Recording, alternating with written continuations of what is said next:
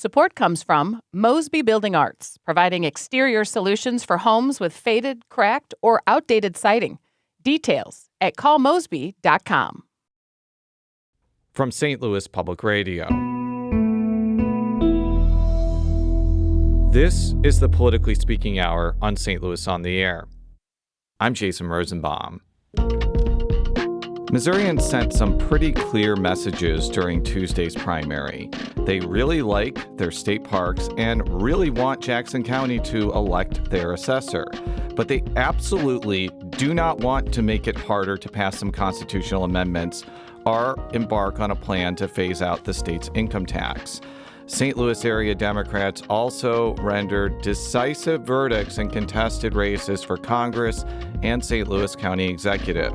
Congressman Wesley Bell easily prevailed in a closely watched rematch with former Congresswoman Cori Bush, while St. Louis County Assessor Jake Zimmerman outflanked two state senators in the Democratic race for county executive.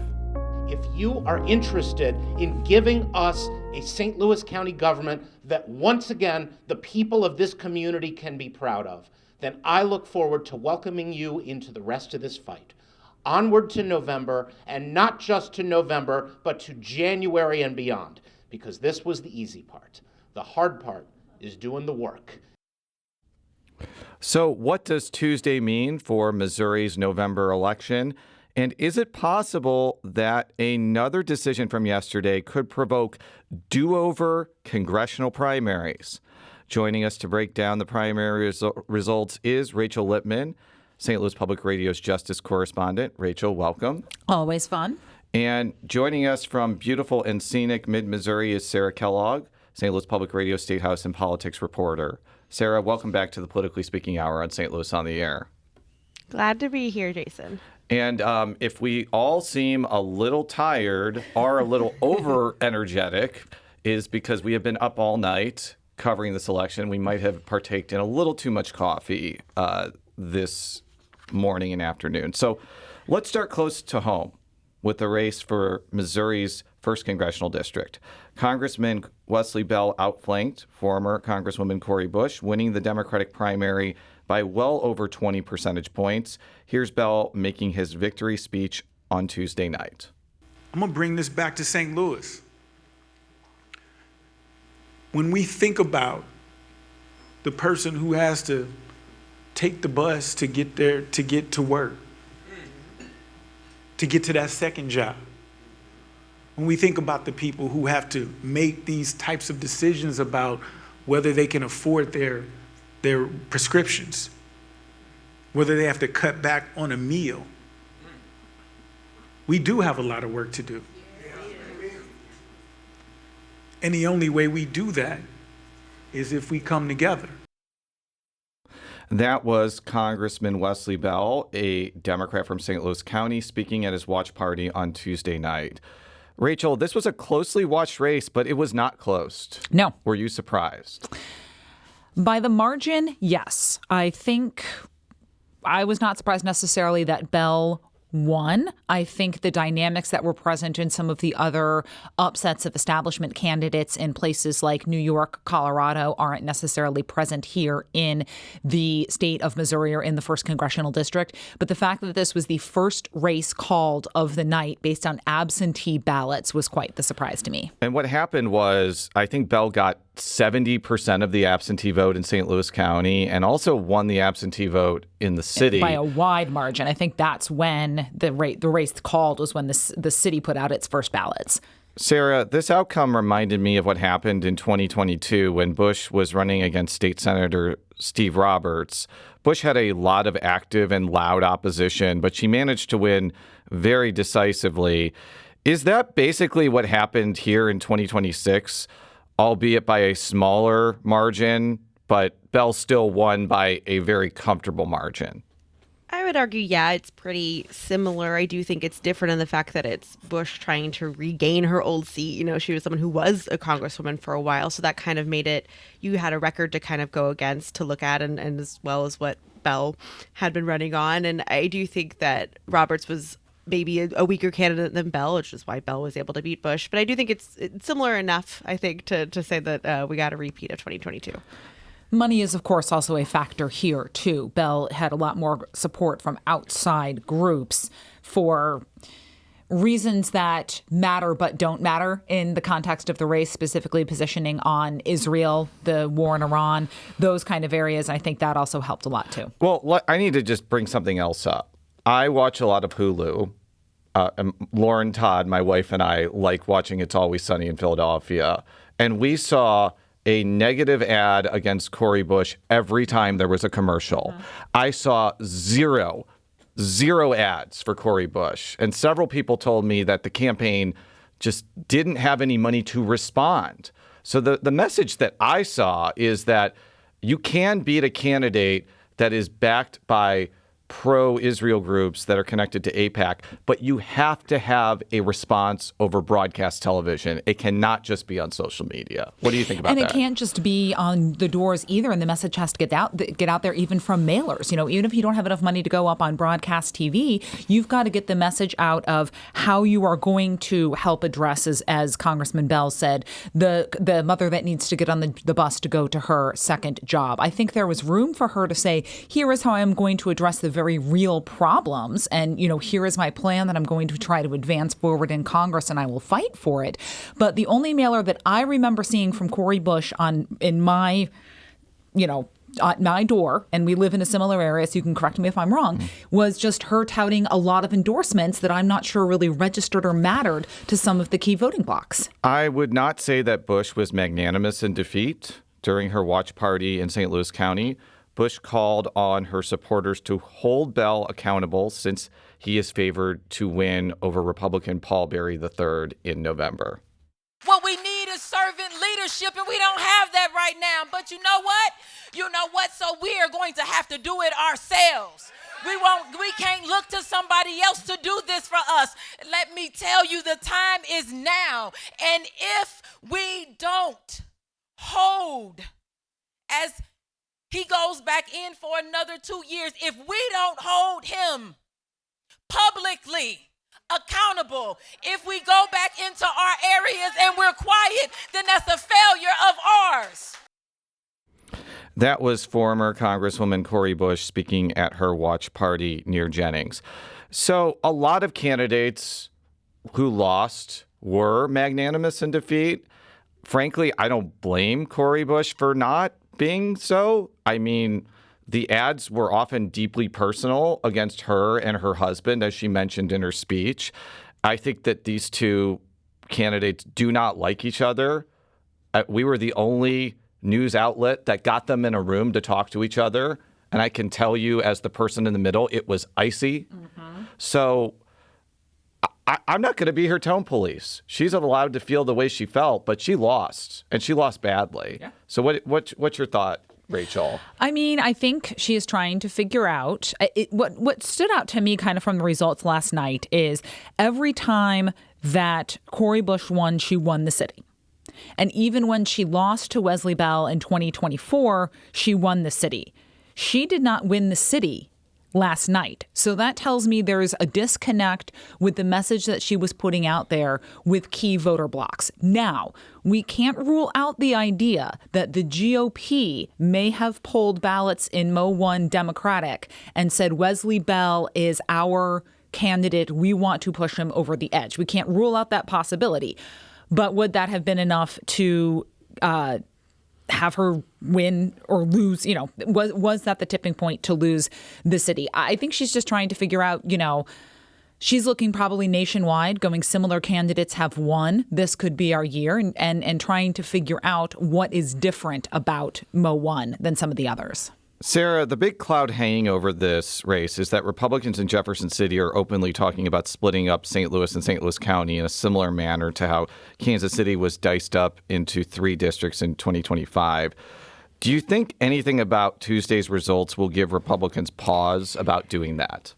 I mean, I think there might have been reason for pause before Tuesday's election results. I think that is a very big risk that they have to see whether or not they want to take. They also don't know how it's going to turn out in Kansas City, which I'm sure we'll talk about, but that's also not a guaranteed win for Republicans either. So I think there's a lot of factors that they need to talk about and see what happens before they make a decision to split up Mo 1. And what Sarah is alluding to is that in the 5th District, if the new map is in place, State Senator Rick Bratton is going up against Congressman Emanuel Cleaver of Kansas City. That district is much, much more Republican than it was in 2022. But Sarah, if it is a blue wave election, I do not think Cleaver automatically loses that race, especially because Bratton, while I think deserves kudos for winning that primary, which was very contentious, he might just be too conservative for that district. Like, what do you think? Yeah, I agree. I think that Bratton he's the former chair of the Freedom Caucus before he had to step down last year due to the stadium vote. But he is definitely one of the most right-wing voices they could have picked for that seat. And with a lot of people probably mad in the first place that the 5th got split up, there might be, and again, a blue wave. I think Cleaver has a real chance to still win despite having a less of an advantage now. We need to take a quick break, but when we return, we'll stay on the topic of redistricting and talk about the impact of Secretary of State Denny Hoskins rejecting a referendum on a plan aimed at ousting Democratic Congressman Emanuel Cleaver from office. This is the Politically Speaking Hour on St. Louis on the Air.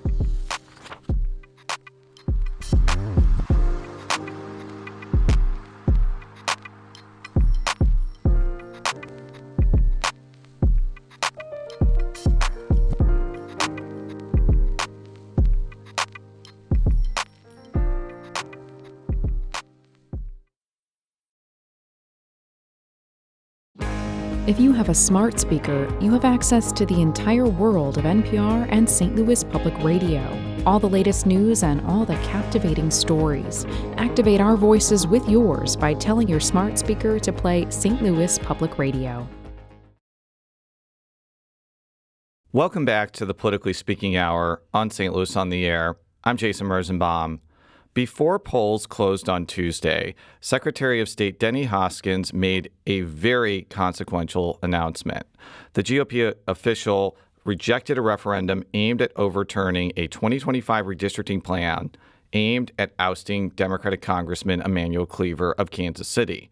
The group that put the referendum forward, People Not Politicians, immediately filed a lawsuit, which is expected to come to a conclusion by early September. And the result of the legal action could have massive implications for the 2026 election cycle. Shortly after his Tuesday afternoon press conference, I spoke with Secretary of State Hoskins. Mr. Secretary, thank you so much for joining us today. Why is the redistricting referendum unconstitutional? For multiple different reasons. Well, number one, I ruled it insufficient due to it being unconstitutional. First of all, the Missouri Constitution does not authorize a referendum on congressional redistricting passed by the Missouri General Assembly.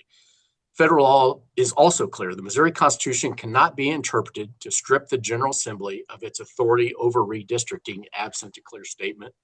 We have Article 3, Section 45 of the Missouri Constitution that states the General Assembly shall, by law, divide the state into congressional districts. And then lastly, Article 3, Section 45 makes no mention of redistricting by IP or referendum. So that's first. And then secondly, the deadlines for certification just don't make sense, Jason. I mean, today's the primary election day, and it's also the deadline for certification as sufficient or insufficient for the referendum. So the deadlines don't make sense. It doesn't make sense to have the deadline for the referendum also be the same day as the primary election day. And then lastly, the U.S. Constitution, Article 1, Section 4 says the times, places, and manner of holding elections for senators and representatives shall be prescribed in each state by the legislature thereof. So for those reasons, and as well as they're further outlined in General Hanaway's opinion that accompanied the insufficient ruling of insufficiency, I declare the referendum insufficient. If you read the Missouri Constitution, there are several things that cannot be placed up for a referendum very specifically. One of them, I believe, is appropriations bills, and the other are bills with emergency clauses, which means they go into effect right away. It does not say anything about a redistricting referendum being excluded. Does that weaken your argument? I don't think that weakens the argument. I think that our founders never thought that a congressional redistricting map would be up for a referendum. And, the Attorney General Hanaway has agreed with that. My internal counsel has agreed with that. Governor Kehoe has agreed with that. And so I would say that, hey, the Missouri First map is still the law of the land. There are two specific pieces of precedent that the people, not politician folks point to. One is the fact that Missouri did have a referendum on redistricting in 1922. The other is a U.S. Supreme Court case that very explicitly says that you can have a referendum on a redistricting plan. Can you respond to both of those points? Well, I would say that the first in the 1922 case, that's been over 100 years ago. And there's been different interpretations of the Missouri Constitution as well as state law since 1922. And my understanding is no one challenged the referendum in 1922 as being unconstitutional. So I would say that on the prior 1922 case. The other one I'm not as familiar with as far as the federal legislation. I know we did appear before a federal court this past December of 2025. And December 2025, basically the federal court said that the state court would have to decide that. So I think that I am in compliance with Missouri state law as well as the Missouri Constitution. You and other Republicans just argued successfully, I may add, before the Missouri Supreme Court that the lack of explicit authorization for mid-decade redistricting did not equate to a prohibition on mid-decade redistricting. It's what I have famously called the Airbud rule. So now it seems that people, not politicians, get to use the Airbud rule against you. Are you ready to basically say the Airbud rule doesn't apply here? Most certainly. I think the U.S. Constitution makes it very clear that the General Assembly is the one that draws districts for the representatives as well as U.S. senators. And so, again, I think that our founders never intended and never even thought this would become a thing as far as doing a referendum on a congressional redistricting map. Why did you make this decision now instead of months ago? For context, when Secretary of State Ashcroft got the signatures for right to work back in 2017, he made a decision right away. When you say basically that why do you have until the day of the primary election for this, people are going to be like, you could have made this decision months ago, like your predecessor did on a very similar proposal. I could have, but I've met all state law requirements and deadlines. I've met all constitutional deadlines. As a certified public accountant, I say that I want to make sure all my I's are dotted and T's are crossed. We have a system of checks and balances for a reason. And so I wanted to make sure that everything was in order. I wanted to make sure that our local election authorities were able to utilize their time up until July 27th of 2026 in order to verify the signatures, and that I was able to utilize my time to make sure everything was correct by today's deadline at 5 p.m. A number of county clerks on both sides of the aisle have told me they were not happy that you were waiting to make this decision for the following reason. If you're wrong and the Missouri Supreme Court puts the referendum on the ballot based off the Maggard decision, that means the map was never in effect as of last December, and it broaches the possibility that there could be redo primaries for these congressional elections. Are you confident that if you're wrong here and the Missouri Supreme Court overrules you, that we are not going to have redo primaries? Yes, I guess the courts can do whatever they want if there's a court decision that probably will ultimately be decided by the Missouri Supreme Court. However, I'm confident in the research I've done. I'm confident in my internal general counsel, and I'm confident in the Attorney General's opinion that says that, hey, the Missouri First map is the law of the land. Are you also confident that if you're wrong and they put the referendum on the ballot, that the 2025 map would still be in effect for the general? I know one of the things that the courts would look at is how far down the road that we are. I mean, the candidates have all ran in their own districts, the new Missouri First map districts. They've met folks in those districts, and all the local election authorities as well as the county clerks have instituted the new map. So I would say that we are very far down the road as far as the new Missouri First map. And I would hope that the courts would not overturn that and do something different. As much as I would like to predict the future on that, I will let the courts decide. Before I let you go, there are going to be people who say you made this decision because you support a map that draws out a manual cleaver and you don't want Respect Missouri voters to pass because if it passes, it locks in all sorts of initiative petitions that Republicans don't like. So I'm giving you a chance to preemptively respond to that criticism.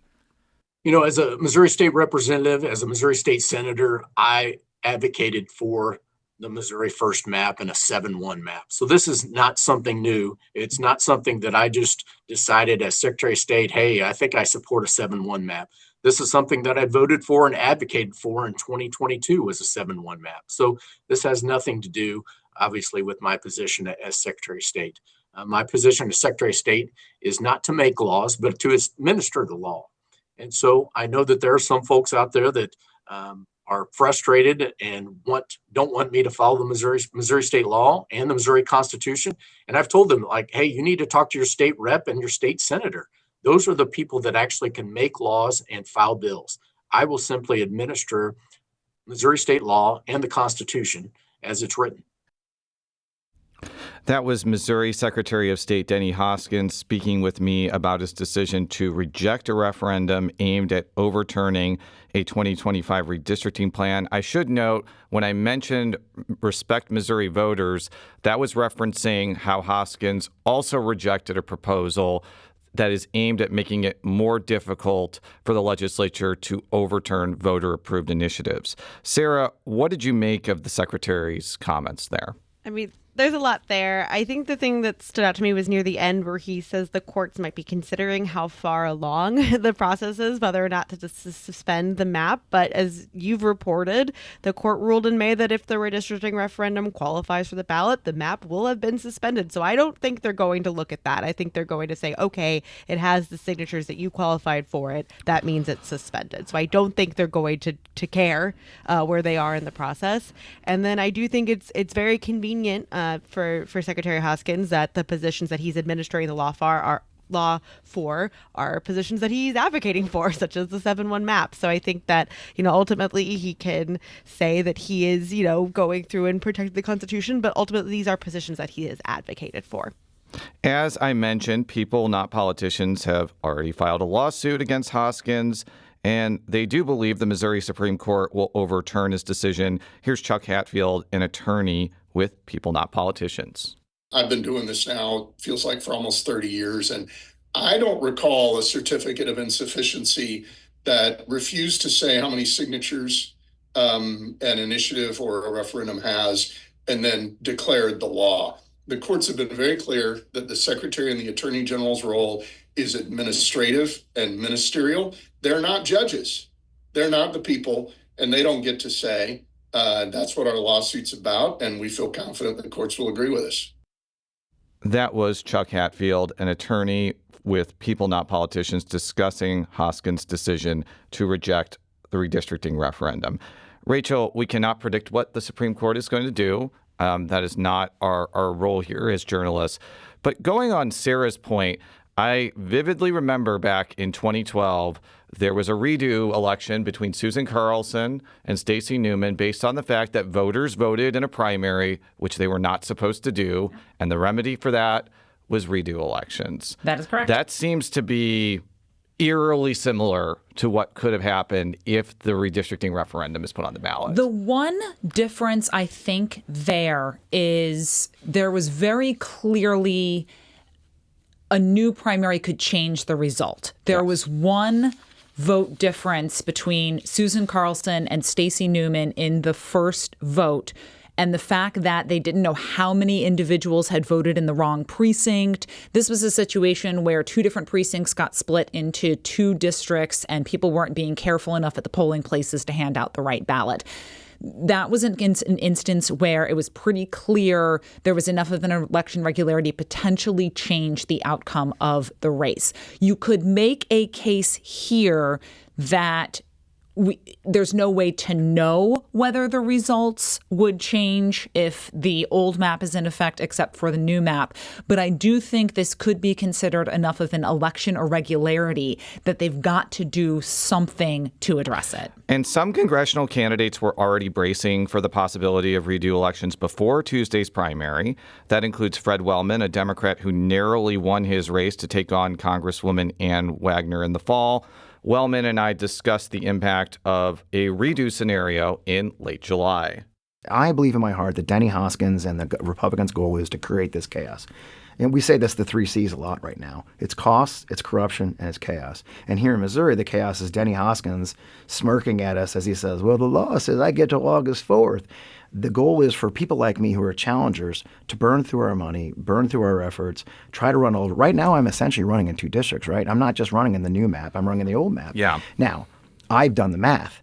The district is still mostly St. Louis and Franklin County. Yep. So I have to win those. So while they think they're playing games with me, it's not enough games to save Ann this time. But it is scaring them. I mean, I've had those conversations with national people. Well, what's that redistricting going to do to you? I don't want to invest if it's out of reach. And then I have to convince them it's not.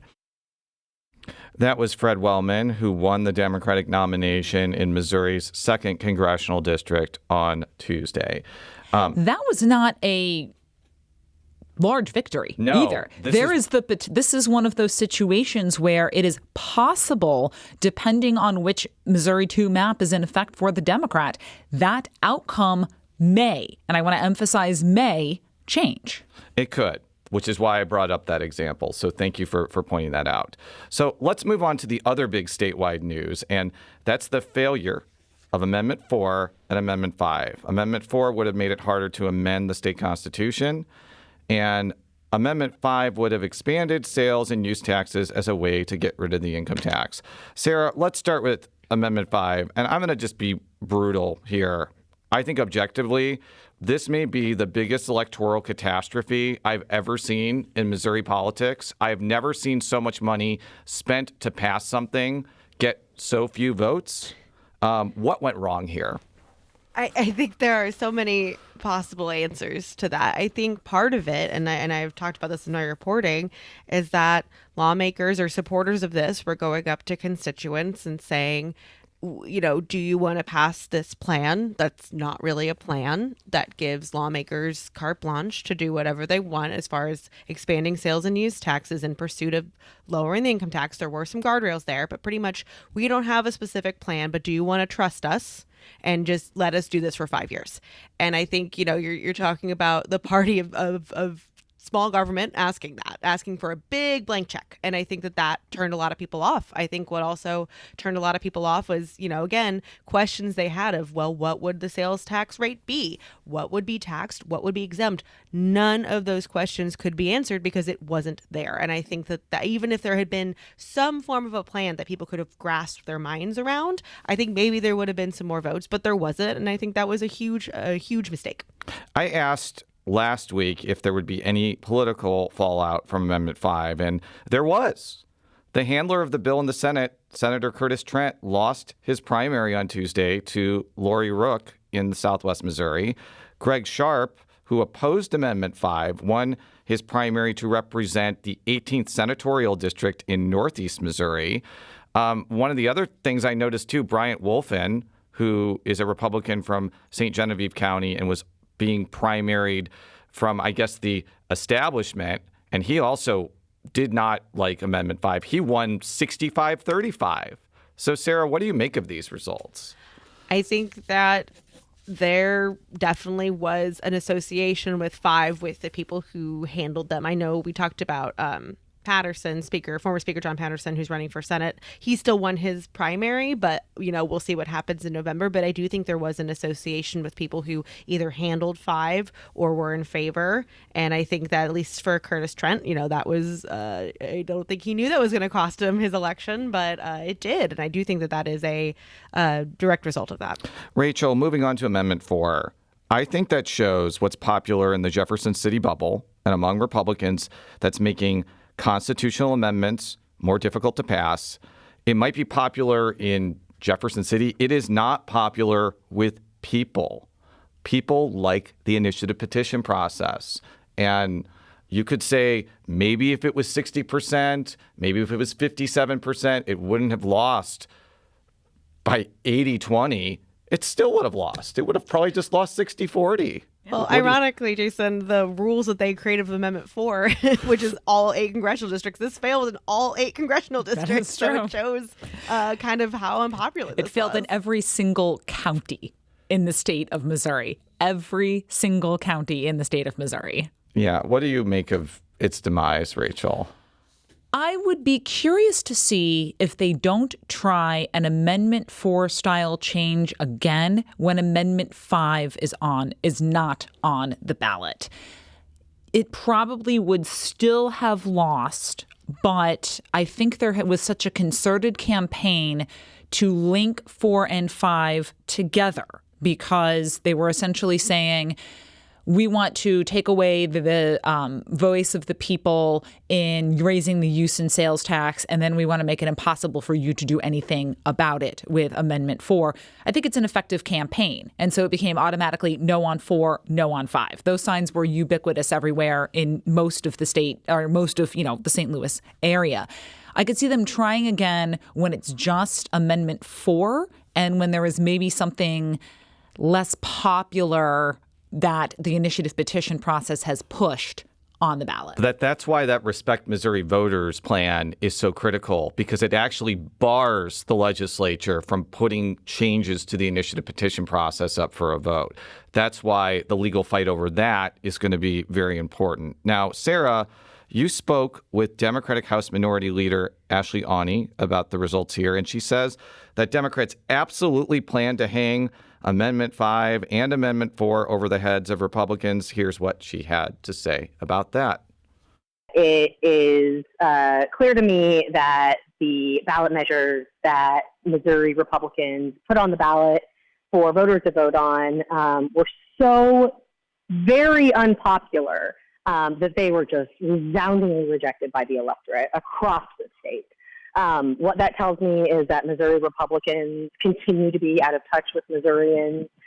They continue to fail to deliver on what Missourians are actually asking for, which is a lower cost of living, property tax relief, access to health care, access to child care. These are the things that we should be solving in the legislature, not trying to take away the access to the ballot for voters, and certainly not raising sales taxes on everything.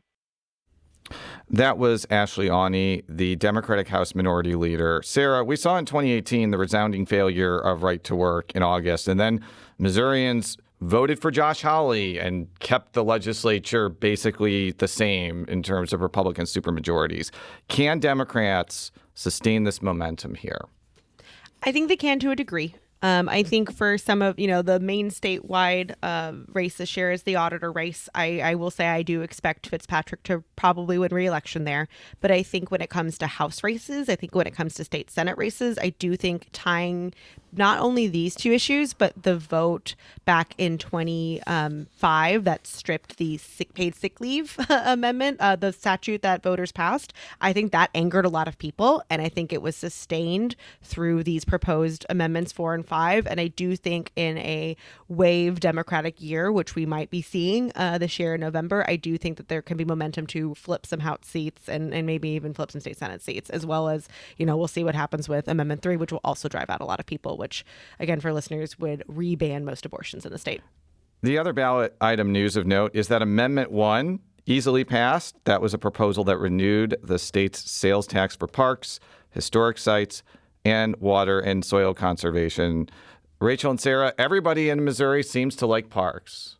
I would love to find the person that dislikes parks. I don't think it's so much disliking parks as it is disliking taxes.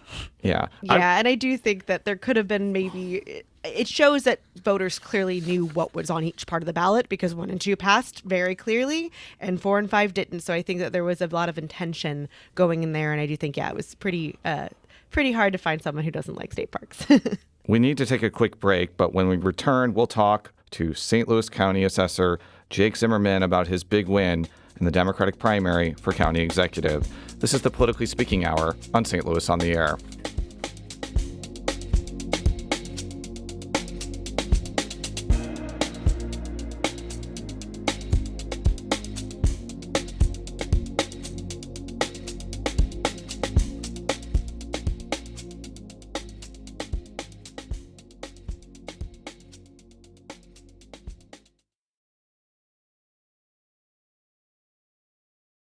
Welcome back to the Politically Speaking Hour on St. Louis on the Air.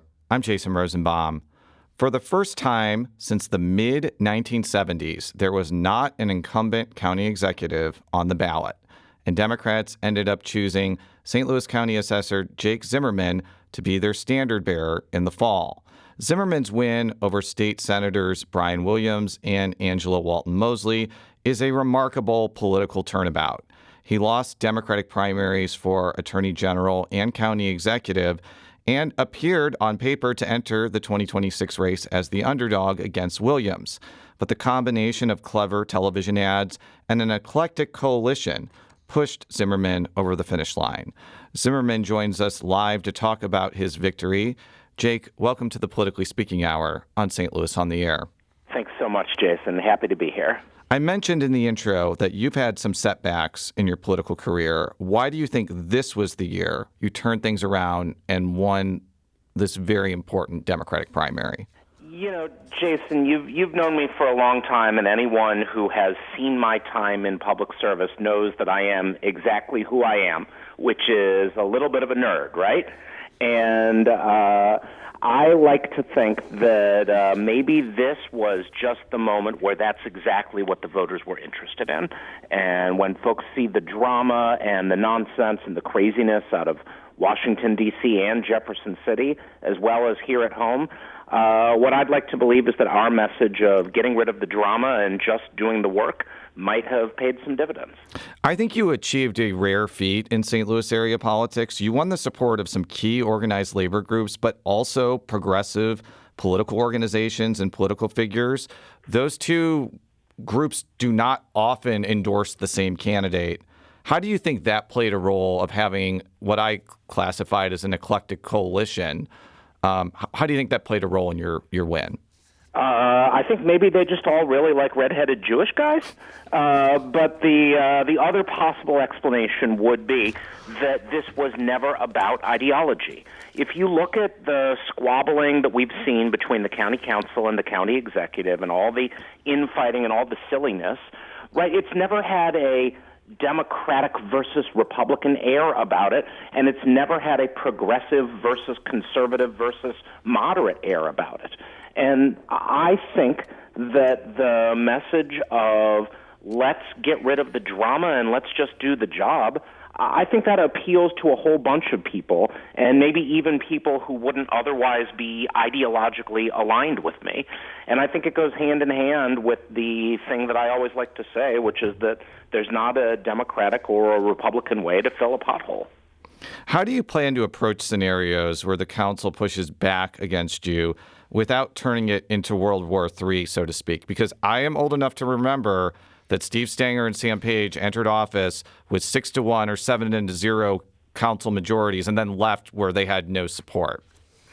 I think it's always possible to disagree without being disagreeable. I learned that during my time in Jefferson City. It's no secret that I have strongly held opinions, and I don't shy away from sharing those when the circumstances require it. But there's no rule that says when you disagree with someone, you've got to be a jerk.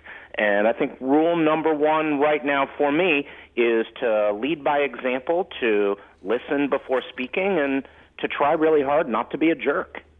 You mentioned in your victory speech that the hard work begins after the election, and voters ended up rejecting a use tax that could have potentially made the county's financial situation a whole lot better.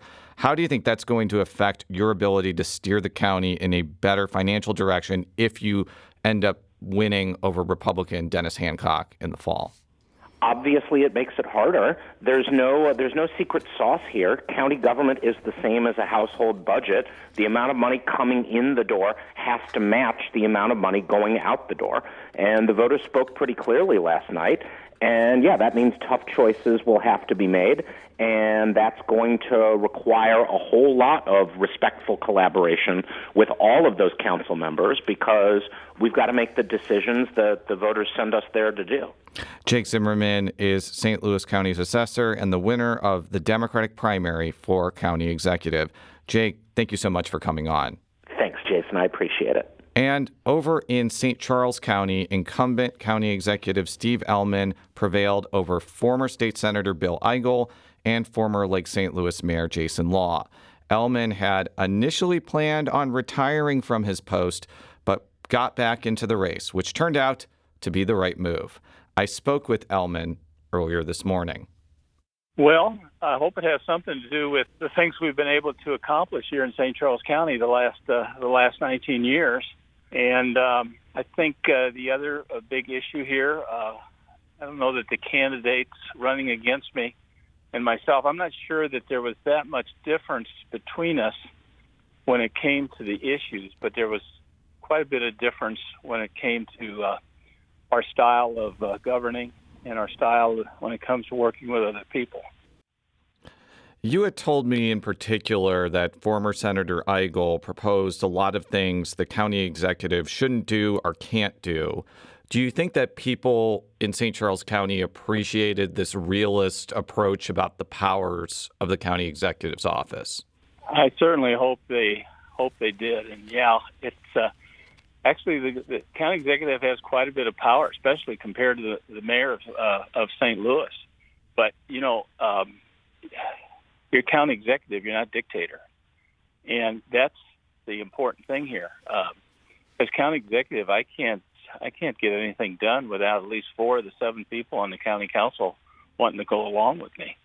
And you can't be the kind of person that, can't get along with even the people in your own party and then actually get something done as a county executive with a county council, with a highway commission in Jefferson City that decides what kind of roads you're going to get, with the mayors who we work together with to decide on road board projects, and right on up to East-West Gateway, where you not only have to deal with basically Republicans from your own county, but you have to deal with Republicans and Democrats from throughout the region and make some very important decisions that are really important to a county like ours that is growing.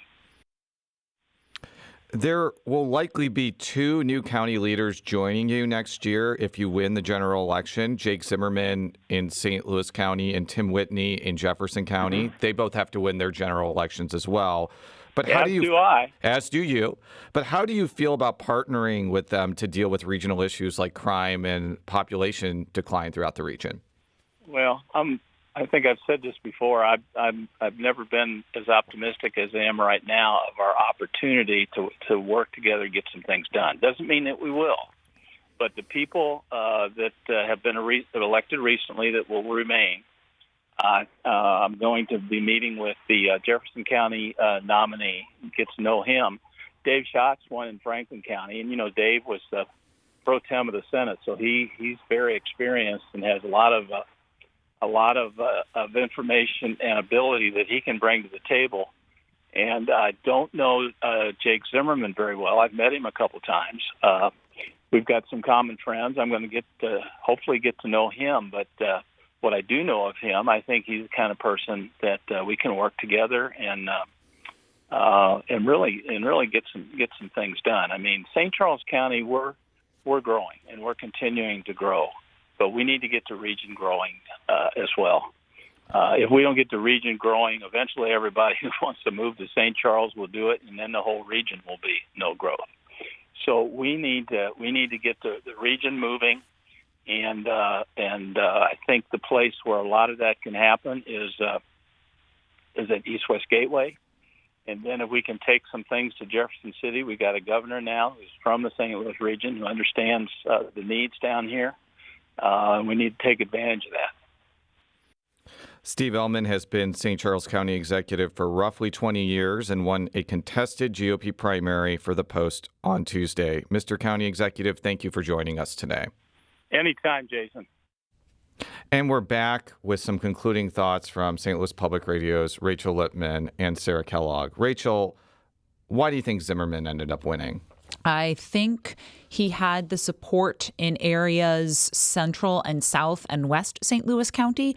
You can't rule out that Angela Moseley did pull some votes away from Brian Williams in North St. Louis County. But if you look at the precinct results, he didn't really have support in other areas of St. Louis County. Even if yes, the margin for Moseley was more than the margin between the top two candidates, Williams and Zimmerman, but you can't automatically assume that all of those votes would have gone to Williams. I think he just had, for whatever reason, maybe because he is not introducing himself for the first time to a lot of the county as Williams was, he just had more widespread support and quite possibly also was not affected by a spoiler candidate.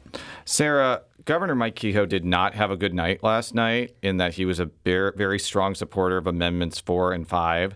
But I do think that he might have been a little happy that Eigel did not win and will not be able to use the St. Charles County Executive's post as a springboard to primary Kehoe in 2028. Doesn't mean he won't or can't, but what do you make of the longer-term political impact of Ellman winning over Eigel?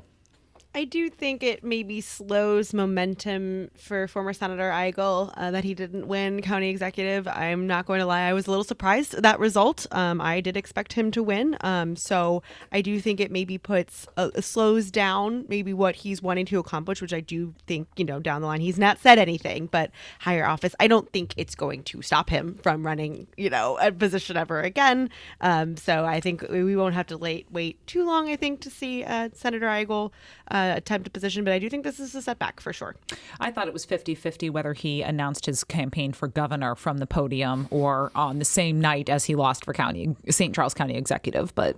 Yeah. Well, going back to St. Louis County for a moment, Rachel, one of the quirks about county elections in this very Democratic county is that Republicans do much better in county executive races, namely Mark Mantovani in 2022, Rick Stream in 2014. You had a chance to talk to Dennis Hancock about his challenge against Jake Zimmerman.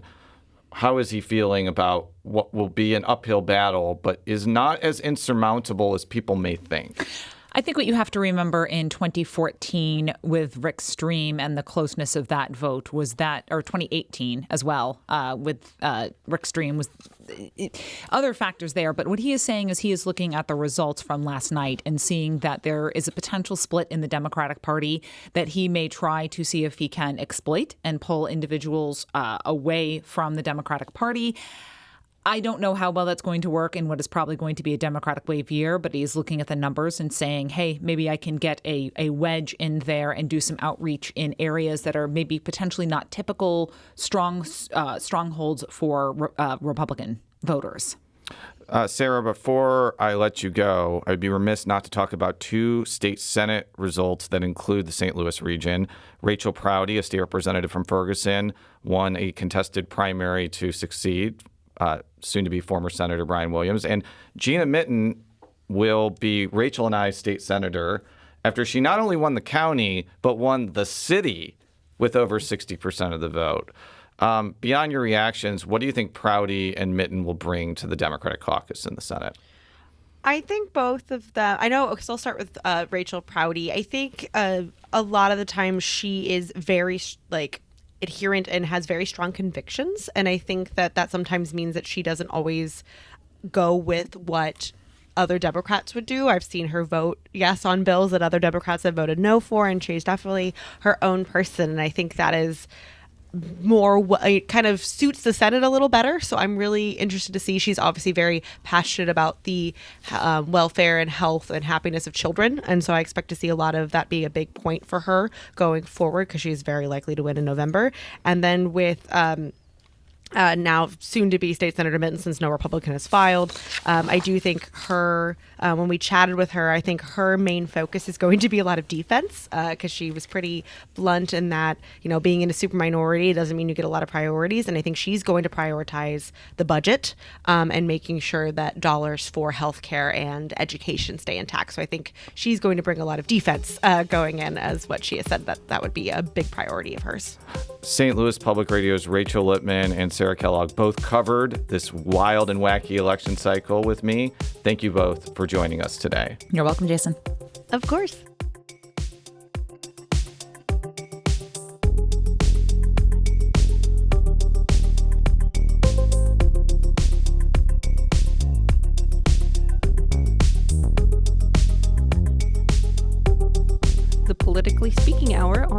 on the Air is produced by Jason Rosenbaum, Alex Hoyer, Emily Woodbury, Danny Wissentowski, Maya Norfleet, and Elaine Cha. Audio engineering and sound design by Aaron Dorr. The politics editor is Fred Ehrlich. St. Louis on the Air is a production of St. Louis Public Radio. Understanding starts here.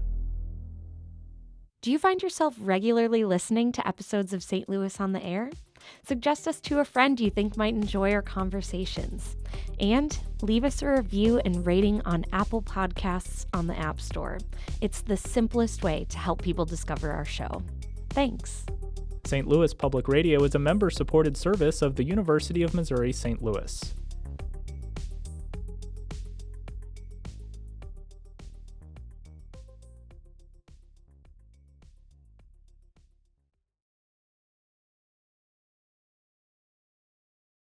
Hi, I'm Laura Hamden, and my colleague Jessica Rogan and I are your daily hosts of the Gateway newsletter. We meet with the editors in the STLPR newsroom every weekday to bring you the top local stories of the day in a quick and easy 6-minute read by 6 a.m. In an age of overwhelm, it's a refreshing, thoughtful take on the news day, if we do say so ourselves. Fine-tune your daily news habit with the Gateway newsletter. Subscribe at stlpr.org/gateway.